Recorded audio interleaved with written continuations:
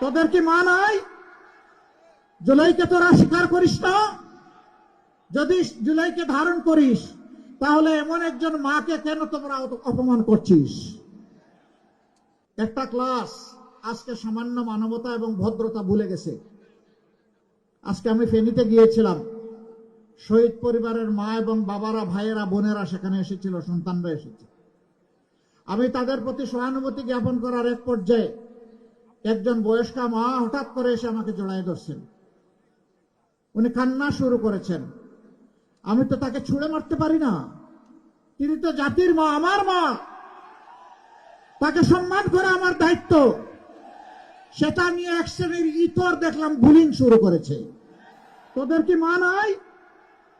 জুলাইকে তোরা স্বীকার করিস না? যদি জুলাইকে ধারণ করিস তাহলে এমন একজন মাকে কেন তোমরা অপমান করছিস? অনেকে এখন সন্ত্রাসের পরিবেশ সৃষ্টি করছেন মানুষের মধ্যে ভয়ভীতি সৃষ্টি করার জন্য। আমি শুধু একটা কথা বলবো, আপনারা এটা ছেড়ে দেন। আপনারা ছেড়ে যদি না দেন, মনে রাখবেন আমরা আমাদের জীবনের চাইতে মায়েদের ইজ্জতের মর্যাদা অনেক বেশি বুঝি। আর যদি মায়ের গায়ে কেউ হাত দেয়, আর যদি হুঙ্কার দেয় আমাদের মায়েদের কাপড় খুলে নেবে, আমরা তাদেরকে ছেড়ে কথা বলবো না ইনশাআল্লাহ।